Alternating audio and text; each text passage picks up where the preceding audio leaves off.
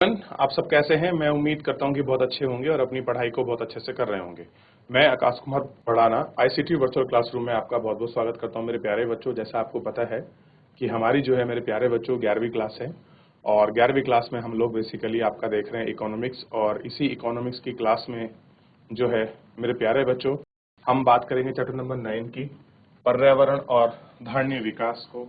आज हम लोग आपका देखेंगे कि पर्यावरण क्या है और धारणीय जो विकास है वो क्या है। इन सभी पर हम लोग आपका बात करने वाले हैं, ठीक। और इन्हीं को जो है हम गौर करके एक एक करके आपका देखेंगे। इस अध्याय को पढ़ने के बाद आप इसमें हम पर्यावरण के आधार को समझेंगे कि पर्यावरण की क्या अवधारणा है, उस पर विचार करेंगे, ठीक। और पर्यावरण की अवधारणा के साथ साथ हम पर्यावरण के अधिगति को, साधन को, इन कारणों को, इन सभी को क्या करेंगे, हम इन पर बेसिकली आपका बात करेंगे। पर्यावरण को यदि यथावत छोड़ दिया जाए तो वह निरंतर लाखों वर्षों तक जीवन का सहारा बन सकता है। कह रहे अगर हम पर्यावरण को आपका जिस स्थिति में है उसी स्थिति में अगर हम लोग उसको कंटिन्यू छोड़ देते हैं तो ये मान लीजिए ये क्या होता है, ये लाखों वर्ष तक जीवन का सहारा बन सकता है। इस योजना में एकमात्र सर्वाधिक स्थिर और संभावित विनाशकारी शक्ति है। कैसी है? संभावित और आपका विनाशकारी शक्ति है। मनुष्य आधुनिकता प्रौद्योगिकी की सहायता से पर्यावरण में जाने अनजाने दूरगामी और अपरिवर्तनीय बदलाव की क्षमता रखता है, ठीक। क्या रखता है? इन सब बदलाव की जो है आपका क्षमता रखता है कि चीजें कैसे बदलती हैं। अनजान व्यक्ति ने, किसी ने ये बात कही है आपका पर्यावरण के विषय में कि पर्यावरण क्या है, क्या उसकी महत्वता है, आप इसको अच्छे से समझ सकते हैं और इसकी महत्वता को आप समझ भी सकते हैं कि क्या चीजें हैं। पिछले अध्याय में हमने देखा है कि अर्थव्यवस्था के समक्ष प्रमुख आर्थिक मुद्दों की आपकी चर्चा की गई है, ठीक। परिचय को हम लोग आपका बेसिकली इसमें आपका देख रहे हैं कि कुछ आर्थिक मुद्दे हैं जिनकी हमने इसमें आपकी चर्चा की है। अभी तक प्राप्त आर्थिक विकास की हमने भारी कीमत चुकाई है। कैसी हुई है? उनकी जो भारी कीमत है वो हमने चुकाई है। इसके लिए हमें पर्यावरण की गुणवत्ता की बलि देनी पड़ी है। कह रहे जो भी हमारा विकास हुआ है उस विकास को सबसे ज्यादा जो आपका पर्यावरण है उस पर्यावरण की बलि ने पर्यावरण ने उसकी बलि चुकाई है। जैसे जैसे हम वैश्वीकरण में जिसका संकल्प उच्च आर्थिक समृद्धि से है प्रवेश करते हैं, वैसे वैसे हम पहले के साथ विकास के पथ पर पर्यावरण के प्रतिकूल प्रभाव को ध्यान में रखना होगा। क्या करना होगा? पर्यावरण के प्रतिकूल प्रभाव को आपको ध्यान में रखना होगा, ठीक। और ध्यान पूर्वक धारणीय विकास के पथ को चुनना होगा। क्या होगा कि जो धारणीय विकास है उसके पथ जो है उस पथ को अगर हम चुनते हैं तो सही होगा, ठीक। हमारे द्वारा अपनाए गए विकास के आधारणीय पथ और आधारणीय विकास की चुनौती को समझने के लिए सबसे पहले हमें आर्थिक विकास में पर्यावरण के महत्व और योगदान को समझना होगा। इस बात को ध्यान में रखें कि इस अध्याय को हम 3 भागों में बांटा गया है। पहला भाग पर्यावरण के कार्य और भूमिका से संबंधित है। पहला भाग क्या है आपको ध्यान देना है, तो पहला भाग है आपका पर्यावरण के कार्य और भूमिका। दूसरा भाग है भारत के पर्यावरण की स्थिति पर चर्चा, और इसका तीसरा भाग है धारणीय विकास को प्राप्त करने वाली चीजें के कदमों पर। इन सभी को हमको युक्ति तरीके से हमें उन पर आपका बात करनी है और उनको एक एक करके गौर करके देखना है कि ये किस प्रकार और कैसे और क्या है। क्लियर है? ताकि हम इस धारणता के विकास को समझ सकें और इस पर हम लोग अपना बल दे सकें और चीजों को हम थोड़ा सा अच्छे से गौर करके इनको और भी तरीके से हम पढ़ सकें। ये इसमें बात की गई है। पर्यावरण परिभाषा और कार्य। पर्यावरण को समस्त भूमंडलीय विस्तार और सभी संसाधनों की समग्रता के रूप में परिभाषित किया जाता है। वे सभी जैविक और अजैविक तत्व आते हैं जो एक दूसरे को प्रभावित करते हैं। सभी जीवित तत्व जैसे पक्षी, पशु, पौधे, वन, मत्स्य आदि जैविक तत्व हैं। जब हवा, पानी, भूमि अजैविक तत्व हैं, चट्टान और सूर्य किरणें पर्यावरण के अजैविक तत्वों के उदाहरण हैं। पर्यावरण अध्ययन के अंतर्गत इन्हीं जैविक और अजैविक घटकों के बीच अंतर संबंध का अध्ययन किया जाता है। क्या कहते हैं? यही ऐसे घटक हैं जिनमें जैविक और अजैविक जो घटक हैं उन्हीं के बीच का हम लोग क्या करते हैं? अध्ययन किया जाता है। ठीक, इसी के बीच का हम लोग अध्ययन करते हैं और इसी को हम बहुत गौर करके आपका देखते हैं।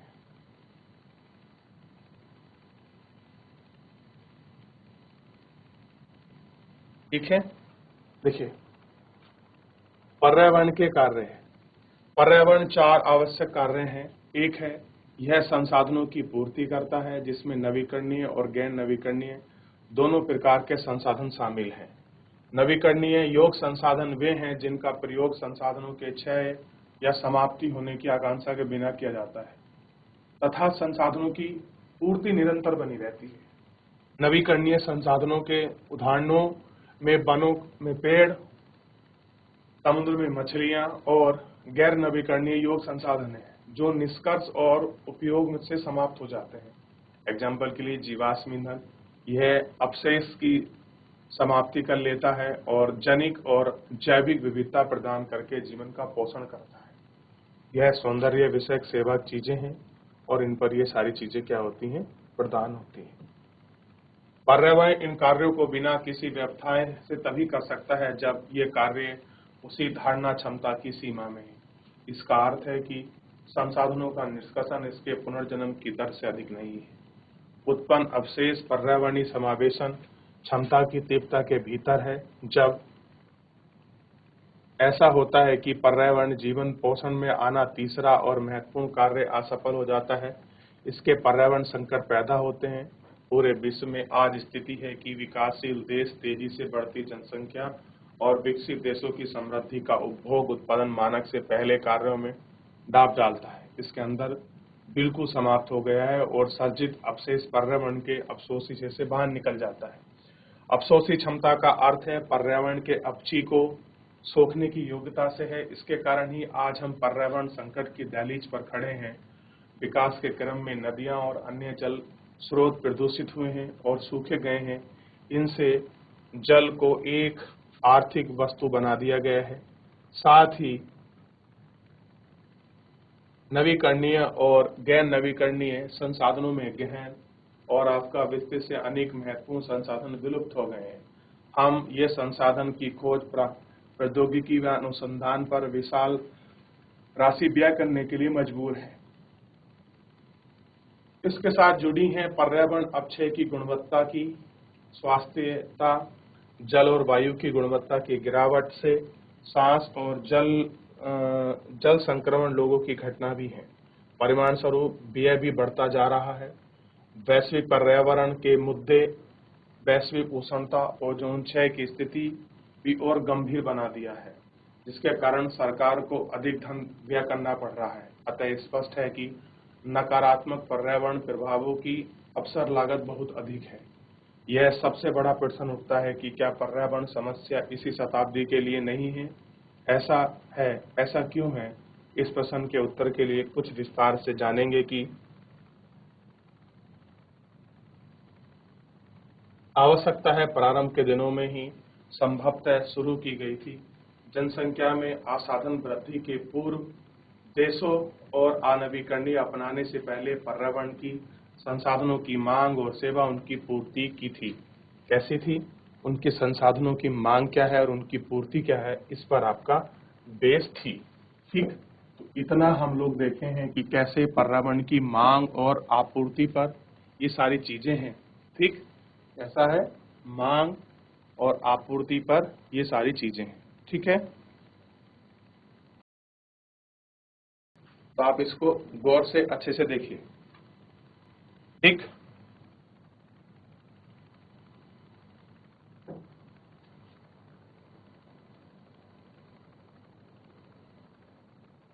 एक बार थोड़ा सा आप इस पे जितना पढ़ा है एक बार इस पर नजर दौड़ाइए, थोड़ा सा कुछ देख लीजिए। कुछ डाउट है, कोई क्वेरी है, कोई प्रश्न है, आप मुझसे पूछिए। फिर थोड़ा सा मैं इसमें गौर करके एक एक करके पढ़ेंगे।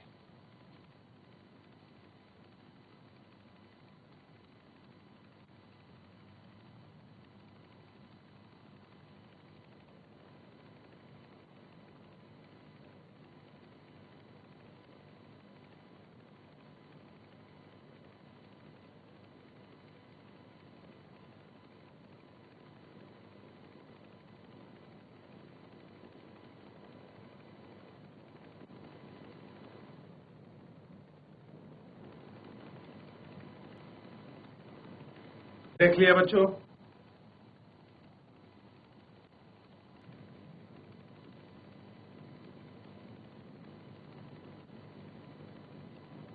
ठीक है ना, इतने पर आप गौर कर लिए।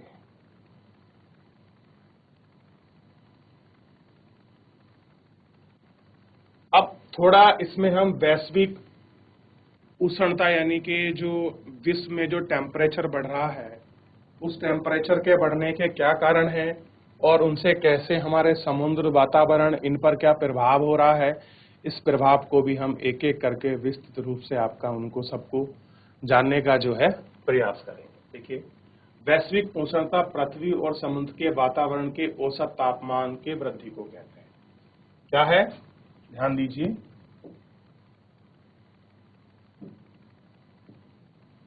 वैश्विक उष्णता पृथ्वी और समुद्र के वातावरण के औसत तापमान की जो वृद्धि है उसको कहते हैं। वैश्विक उष्णता औद्योगिक क्रांति से ग्रीन हाउस गैसों में वृद्धि के परिणाम स्वरूप पृथ्वी के निचले वायुमंडल के औसत तापमान को क्रमांकित बढ़ोतरी है। वर्तमान में आने वाले दिनों में वैश्विक उष्णता में अधिकांश मानव प्रेरित है। यह मानव वन विनाश, जीवाश्म ईंधन से जलने वाले कार्बन डाइऑक्साइड तथा अन्य ग्रीन हाउस गैस में वृद्धि का कारण है। वायुमंडल में कार्बन डाइऑक्साइड, मीथेन तथा दूसरी गैस जिन्हें गर्माहट को सोखने की क्षमता है, वातावरण में मिलने से हमारे भूमंडल की सतह गर्म हो जाती है। 750 की पूर्व औद्योगिक स्तरों पर कार्बन डाइऑक्साइड CH4 के वायुमंडलीय संकेंद्रण में 31% तथा 49% की वृद्धि है। कितना है? 31% है और आपका 149% की वृद्धि जो है यहाँ आपको इसमें दिखाई दी।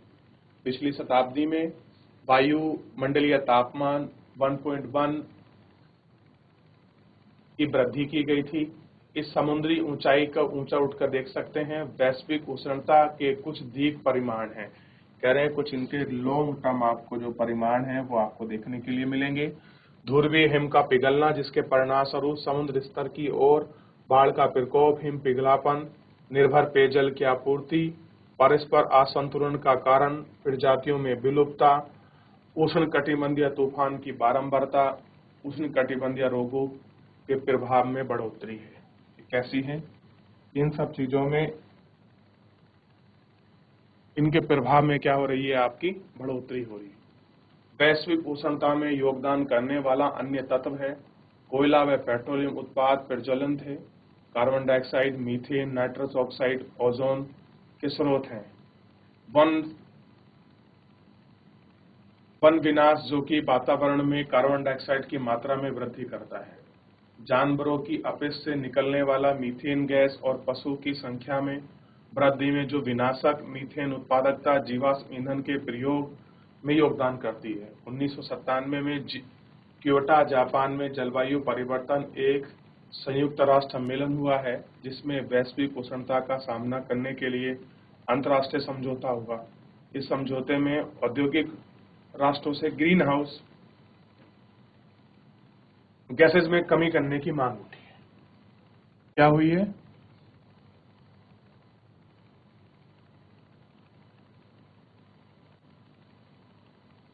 करने की जो मांग है वो आपका हो गई है। ठीक, ये हमको देखना है। तो बेसिकली जो टेम्परेचर बढ़ रहा है उसमें वैश्विक टेम्परेचर क्या है, कैसे उसका विनाश हो रहा है, इसके विषय में हमने इसमें आपका गौर करके जो है इसको देखा कि क्या है।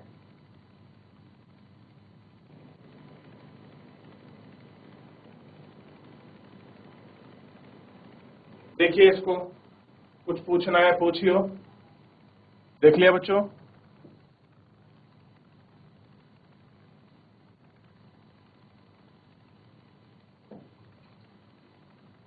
अभी हम ओजोन क्षरण के विषय में भी पढ़ेंगे।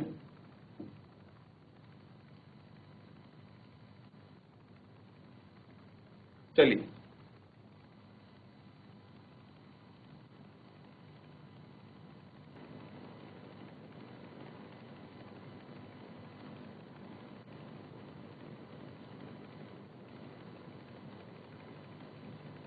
देख लिया? आगे बढ़े। चलिए, अब मुझे बताइए, अगर टेम्परेचर बढ़ेगा तो हमारे मानव जीवन में कितनी उसकी कमी आपको दिखाई देगी?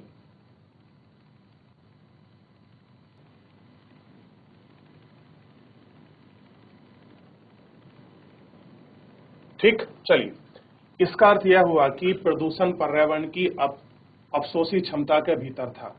संसाधन निष्कर्षता की दर इन संसाधनों के पुनर्सर्जन की दर का कम थी, इसलिए पर्यावरण समस्या उत्पन्न हुई। लेकिन जनसंख्या विस्फोट और जनसंख्या की बढ़ती हुई आवश्यकता की पूर्ति के लिए औद्योगिक क्रांति के आवागमन से स्थिति बदल गई। परिणाम स्वरूप उत्पादन और उपभोग के लिए संसाधनों की मांग का संसाधनों के पुनर्सर्जन की दर से बढ़ती गई। पर्यावरण की अफसोसी क्षमता पर दबाव पूरी तरह से बढ़ गया। आज प्रवृत्ति जारी है। इस तरह से पर्यावरण की गुणवत्ता के मामले में मांग संबंधी पूरी तरह से उलट गए हैं। अब हमारे सामने पर्यावरण संसाधन और सेवा की मांग अधिक है, लेकिन उनकी पूर्ति सीमित है, जिनके कारण अधिक उपयोग और दुरुपयोग। इसलिए अपशिष्ट सर्जन और प्रदूषण के पर्यावरण मुद्दे आजकल भी गंभीर हो रहे हैं। क्या हो रहे हैं कि जो पर्यावरण के मुद्दे हैं वो भी कैसे हैं, आपके जो गंभीर हैं वो आपके होते जा रहे हैं। तो आप इन पर्यावरण के गंभीर मुद्दों को पहचान कर सकते हैं कि कैसे इनकी गंभीरता का जो कारण है वो आपका बना हुआ है, और आप उसको देख सकते हैं, गौर कर सकते हैं कि कैसे पर्यावरणीय समस्या हमारे सामने आ रही है। अब देखिए, जब वनों की कटाई होगी तो जैव विविधता नष्ट होगी, और जैव विविधता नष्ट होने से आपका जीव जंतु पर्यावरण हर किसी पर उसका प्रत्यक्ष और अप्रत्यक्ष रूप से जो प्रभाव है वो आपको दिखाई देगा। और ये प्रभाव मानव जीवन के लिए बड़ा अस्त व्यस्त जो है वो बच्चों क्या है, करने वाला है। तो आप इस तरह के अस्त व्यस्त जीवन को, इस अस्त व्यस्त मानवता को आप बहुत अच्छे से गौर करके जो है देख सकते हैं, आप इन पर विचार कर सकते हैं। एक भारत की पर्यावरण स्थिति, ये जो भारत है, हमारा देश है, पर्यावरणीय जो स्थिति है वो क्या है, अगर हम इस पे बेसिकली बात करें तो भूमि की गुणवत्ता, सैकड़ों नदी व उप नदी, हरे भरे वन, भूमि की सतह के नीचे भूताय में उपलब्ध खनिज पदार्थ, हिंद महासागर का विस्तृत क्षेत्र, पहाड़ियों की श्रृंखला आदि के रूप में भारत के पास पर्याप्त प्राकृतिक संसाधन है। दक्षिण के पठार में काली मिट्टी विशिष्ट रूप से कपास की खेती के लिए उपयुक्त है। देखिए, आप अगर इसमें देखेंगे तो आपको स्पष्ट दिखाई देगा कि जो भारत का प्राकृतिक क्षेत्र है, इनको आप देखेंगे तो इनमें संसाधन बहुत हैं, और जो दक्षिण का पठार है ये काली मिट्टी की विशिष्ट रूप के कारण कपास की खेती के लिए कैसा है, उपयुक्त है। कैसा है, काली मिट्टी के लिए उपयुक्त है। इसी कारण से कपड़े की चीजें केंद्रित इसमें हो सकती हैं। अरब सागर से बंगाल की खाड़ी तक गंगा का मैदान है। कैसा है, अरब सागर से बंगाल की खाड़ी तक क्या है, ये पूरा जो मैदान है ये आपका फैला हुआ है, जो कि विश्व के अत्यधिक उर्वरक क्षेत्र में से एक है। विश्व के सबसे गहन खेती और घनतम जनसंख्या वाला क्षेत्र है। भारतीय वन वैसे तो असमान रूप से वितरित है, फिर भी वे उनकी अधिकांश जनसंख्या को हरियाली और उनके वन्यजीव को प्राकृतिक अवधारणा प्रदान करते हैं। देश में लोहा अयस्क कोयला और प्राकृतिक गैस के भंडार हैं। भारत में ही विश्व के समस्त लोहा अयस्क भंडार का 8% उपलब्ध है। हमारे देश में विभिन्न भागों में बॉक्साइट, तांबा, क्रोमाइट, हीरा, सोना, सीसा, भूरा कोयला, मैग्नीज, जिंक, यूरेनियम आदि भी मिलते हैं। लेकिन भारत में विकास गतिविधियों का फलस्वरूप उनकी सीमित प्राकृतिक संसाधनों का दबाव पड़ रहा है। उनके साथ ही साथ मानव स्वास्थ्य, सुखी समृद्धि भी उन पर असर पड़ रहा है। भारत के पर्यावरण को दो तरफ से खतरा है। एक ओर तो गरीबी के कारण पर्यावरण का अपक्षय, और दूसरा खतरा संसाधन संपन्नता और तेजी से बढ़ती हुई औद्योगिक क्षेत्र के प्रदूषण से है। भारत की अत्यधिक गंभीर पर्यावरण समस्या प्रदूषण, दूषित जल, मृदा, वन कटाई, वन्यजीव विलुप्त है। इनमें से है भूमि अपक्षय, जैव विविधता की हानि, शहरी क्षेत्र में वाहन प्रदूषण की उत्पत्ति, या तेज से पानी का प्रबंधन, ठोस अपशिष्ट। भारत में भूमि की अक्षय प्रवृत्ति के मात्रा के रूप में हुआ है, जो कि प्रमुख आय, स्थिर और अनुबंध प्रबंधन कार्य प्रणाली है। भारत के अक्षय की उत्तरदायी प्रमुख हैं।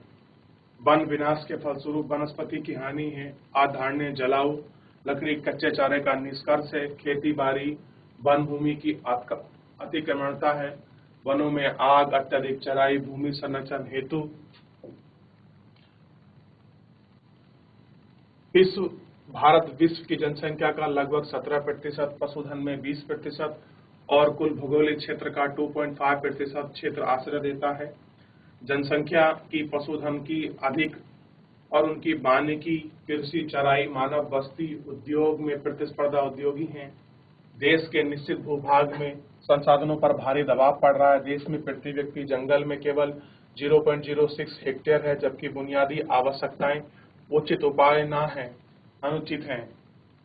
कृषि रसायन का अनुचित प्रयोग, रसायन खाद और कीटनाशक सिंचाई का नियोजन, अविवेकपूर्ण प्रबंधन है। भूमि का पूर्ण रूप से क्षमता निष्कर्ष है, संसाधनों का निष्कर्ष उबलता है। ठीक कृषि पर निर्भरता लोगों की दरिद्रता, पूरी जनसंख्या 0.47 हेक्टेयर होनी चाहिए। परिमाण स्वरूप वनों की कटाई स्वीकार्य सीमा का लगभग 15 मिलियन क्यूबिक मीटर से अधिक नहीं होना चाहिए।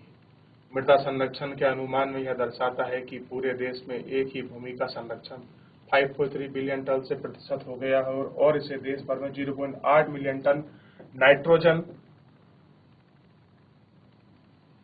और 1.8 million ton phosphorus, 2.63 billion phosphorus का नुकसान होता रहा है। ठीक, भारत की सरकार के अनुसार भूमि में प्रत्येक 6 से 5.8 मिलियन टन तथा 8.4 मिलियन टन का पोषक तत्व क्षमता से वृद्धि हो गई है। कैसे हो गई है? ये सारी चीजों की इनमें आपका जो वृद्धि है वो आपको हो गई है, और ये वृद्धि जो है इसमें आपको बहुत ही स्पष्ट रूप से जो है आपको दिखाई देगी। तो एक बार जितना पढ़ाया है इसको देख लीजिए, एक सारणी दी गई इसको देख लीजिए, कोई डाउट है आप मुझसे पूछिए, फिर आगे बढ़ रहे हैं मेरे प्यारे बच्चों।